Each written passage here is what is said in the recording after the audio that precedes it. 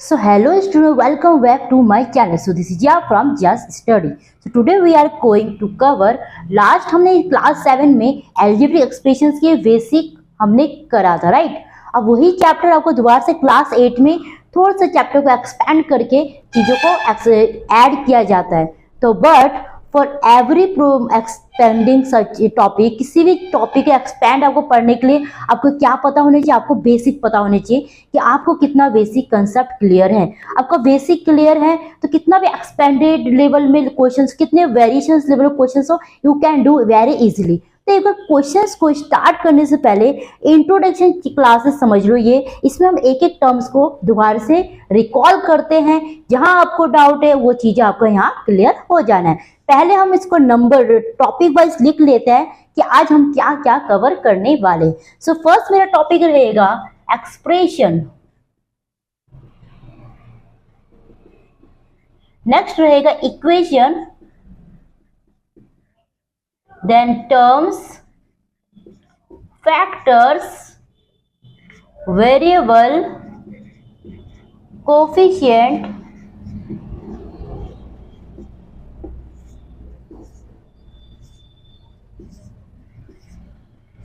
Seventh point मेरा रहेगा like, unlike term, and the eighth will be जो हमारा टर्म्स कितने टाइप के पढ़ लेते हैं, डेट इज क्या था हमारा बाइनोमियल। फर्स्ट हमारा मोनोमियल होगा, आई एम सॉरी जल्दी लिख दे रहे, मोनोमियल,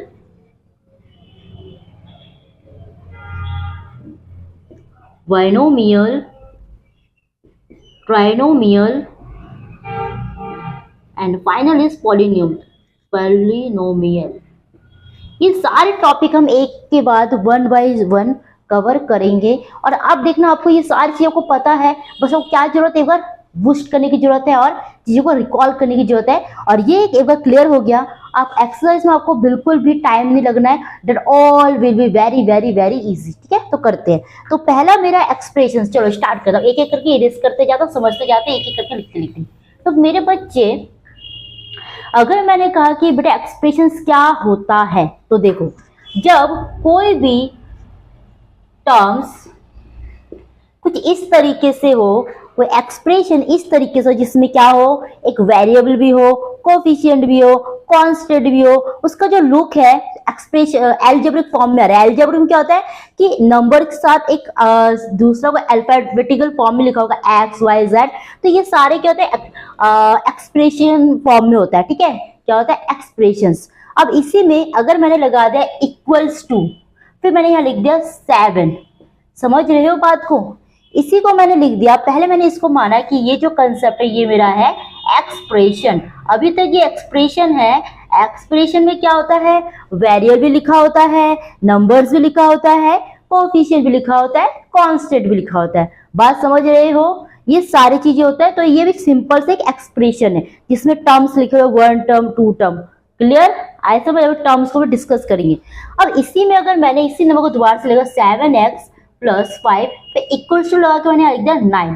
ठीक है मेरे बच्चे, यहाँ मैंने इक्वल्स टू का साइन लगा दिया, उसके बाद एक नंबर लिख दिया 9। तो ये जो इक्वल्स टू लगाने के बाद जो ये एक्सप्रेशन है, इट विल कन्वर्टेड इनटू या इक्वेशन। ठीक है, ये एक्सप्रेशन से क्या बन गया, इक्वेशन बन गया।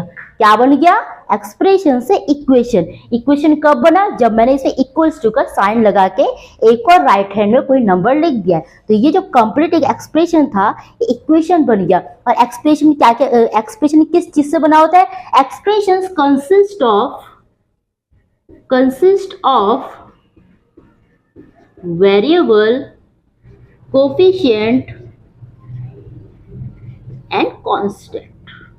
ठीक है, इन तीनों का यूज करके एक टर्म बनता है, और वही टर्म जब यूज होता है इसको एक्सप्रेशन बोला जाता है। और ये एक्सप्रेशंस जब इक्वेशन कब होता है, जब ये इक्वल्स होता है। अब एक्सप्रेशन के एक और एग्जाम्पल की बात क्या है, तो ये 7x + 4, 5x, 9xy। देखो यहाँ क्या था, 7x + 4, यहाँ भी x था, ये +4। मैंने आपको क्या कहा, एक एक्सप्रेशन में क्या क्या पाया जाता है जी, एक एक्सप्रेशन में वेरिएबल पाया जाता है, कोफिशिएंट पाया जाता है और कांस्टेंट पाया जाता है।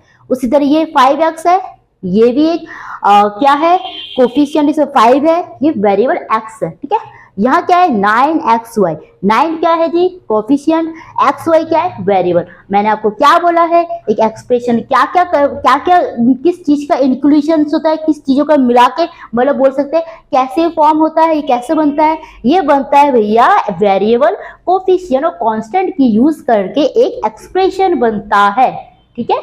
अब बात कर लेते हैं इक्वेशन। जब इसमें इक्वल्स टू लगा देते हैं और एक कोई भी एक नंबर उठा के हमने रख दिया, वो कैसा भी टर्म हो सकता है, वेरिएबल फॉर्म में हो सकता है, कांस्टेंट फॉर्म में हो सकता है और कोफिशिएंट के साथ वेरिएबल, तो वो केस में क्या बनेंगे इक्वेशन। अब मैं आपको दोबारा समझा दूं कि कोफिशिएंट होता क्या है। जब भी कोई नंबर में कोई एक्स वाई जेड कुछ भी लिखा हो, एक न्यूमेरिकल के साथ एक छुपा हुआ जो न्यूमेरिकल फॉर्म में नहीं होता है, न्यूमेरिकल फॉर्म में नहीं होता, उसको एक्स वाई जेड करके हम कुछ डिनोट कर रहे हैं, तो ये वाला पार्ट बन जाता है मेरे बच्चे वेरिएबल, ठीक है। और वेरिएबल के साथ छुपा हुआ जो है वो है कोफिशिएंट, ये ई है यहाँ पर, ठीक है। सही से लिख देते हैं हम आपको।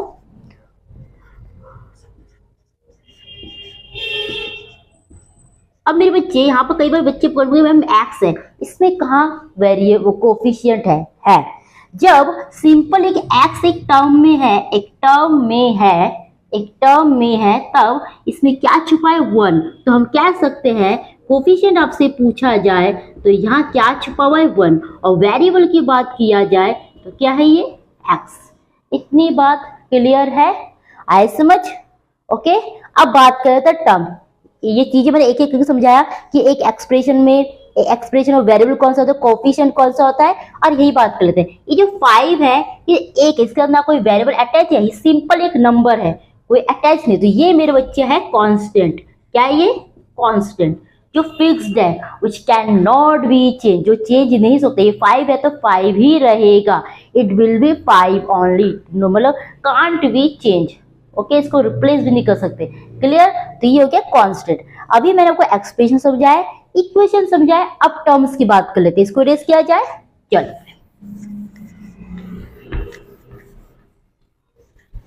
अब मैंने लिखा टर्म, बहुत केयरफुली देखना आप, मैंने लिखा 7x, इतनी बात क्लियर है, ये क्या है 7x।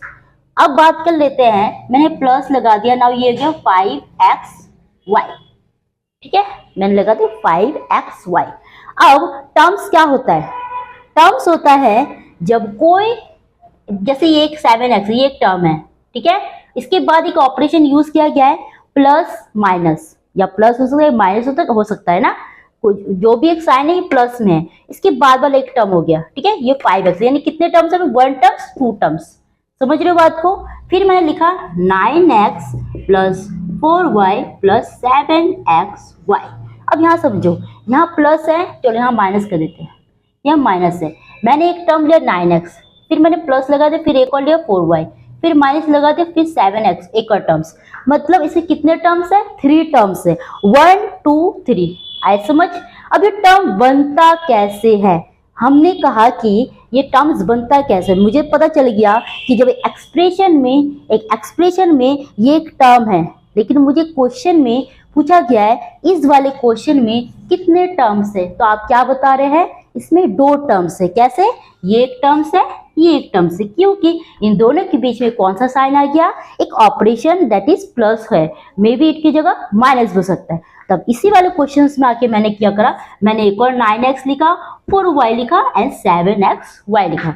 फिर मैंने सबके बीच में सेपरेट करने के लिए टर्म को क्या लिख दिया, प्लस। यू नो ना what is the meaning of separate, मतलब अलग दिखने के लिए, एक डिफरेंट दिखने के लिए, यहाँ प्लस लगा दिया, ये माइनस। नाउ वी कैन से, अब हम कह सकते हैं it has 3 terms, 1 terms 2 terms 3 terms. इतनी बात क्लियर है, आए समझ। अब मेरे बच्चे सवाल उठता है ये टर्म्स बनता कैसे है। अगर मैंने 7x को लिया, ये कैसे बना होगा, किसका, देखो 7 इसको x, मतलब 7x क्या है, इन दोनों टर्म्स के बीच में, इन दोनों पहले बताओ मुझे इसमें वेरिएबल कौन सा है, x, इसमें कोफिशिएंट कौन सा है 7, तो इन दोनों का क्या रहा होगा, इन दोनों का मल्टीप्लीकेशन रहा होगा। 7 मल्टीप्लाई एक्स हो गया 7x, जैसे 5 मल्टीप्लाई 4 आता है 20, यहाँ क्या 7 किसी वेरिएबल से मल्टीप्लाई होगा तो वो ऐसा बन जाएगा, ठीक है। ऐसे में जैसे कि 9 मल्टीप्लाई एक्स हो तो जगह 9xy, समझ आया बात, आया क्लियर। देखो अब इसमें क्या करा 7x, तो ये 7 और x दोनों को क्या रहा होगा मल्टीप्लाई, तो 7 मल्टीप्लाई x, ठीक है। उस तरफ 5x का क्या रहा होगा, 5x कैसे बना होगा, 5x से और y से मल्टीप्लाई होगा, है ना, समझ आए बात। ये हमने कर रखा था 7th क्लास, बहुत बढ़िया से वही चीजें है रिवाइज करवा रही हूँ आपको, और ज्यादा समझ आ रहा होगा और इजी भी लग रहा होगा। तो यहाँ हमारा बात हो गया टर्म्स।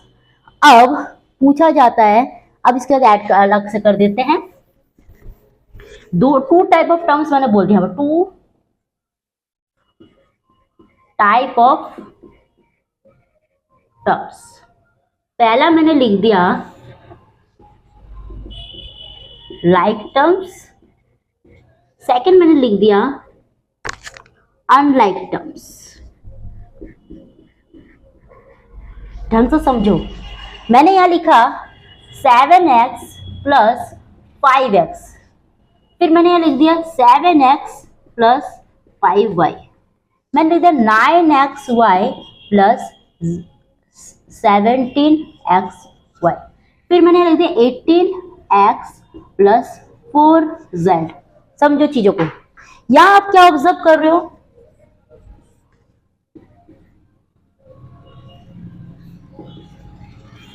यहां ऑब्जर्व करो 1 term 2 term, 1 term 2 term, 1 term 2 term, 1 term 2 term, सब में 2-2 टर्म है। लेकिन लाइक टर्म में एक चीज ऑब्जर्व करो, इसके वेरिएबल भी x है, इसके भी वेरिएबल x है, इसके वेरिएबल एक्स वाई है, इसके वेरिएबल एक्स वाई है, इसके वेरिएबल x है, इसका वेरिएबल y है, 7x 5y, इसका 18x, ये 4z। क्या समझ आया आपको, ये समझ आया जब सेम वेरिएबल हो, एक क्वेश्चन में जितने भी टर्म्स है इट विल हैव, अगर इसमें सेम टर्म्स है it will called as a like term, मतलब we can say it will have same variable in all term, जितने भी टर्म्स होंगे उन सब में सेम वेरिएबल होगा, तो इसे क्या बोला जाएगा, लाइक टर्म। क्लियर। अब यही बात कर लेते हैं, it will have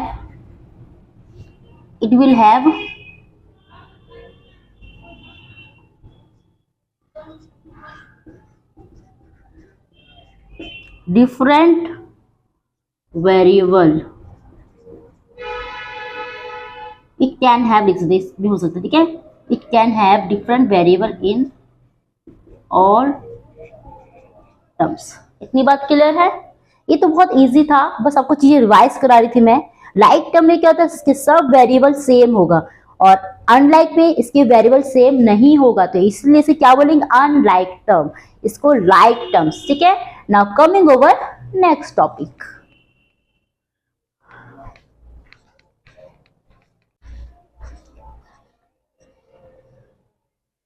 now next topic इसी का है मोनोमियल, बाइनोमियल, ट्राइनोमियल, पॉलिनोमियल। अब ये होता है क्या है, इसमें हमें नंबर ऑफ टर्म्स के अकॉर्डिंग हमने इसको एक डिवाइड करके इसको सबके अलग अलग कैटेगरी में रख रखा है।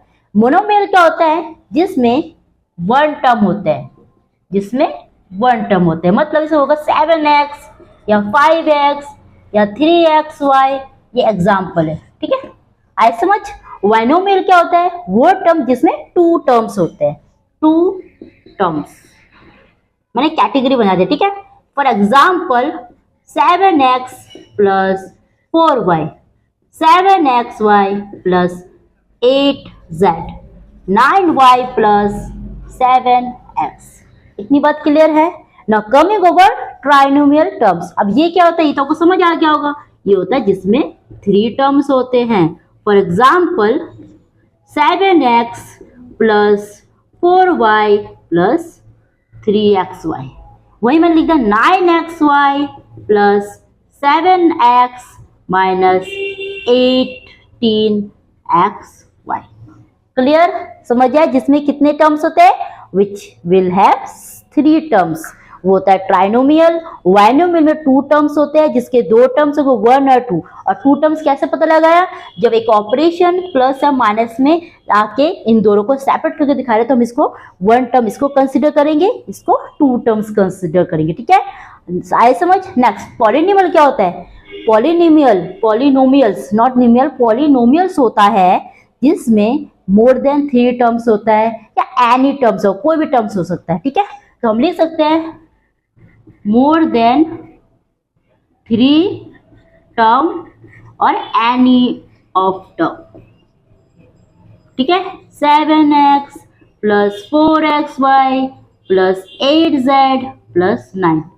आई समझ? इस तरीके से ये हमारा पॉलिनोमियल को हमने डिनोट करा है।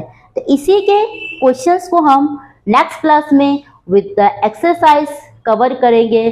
तो मिलते हैं और next class. Thank you and have a great.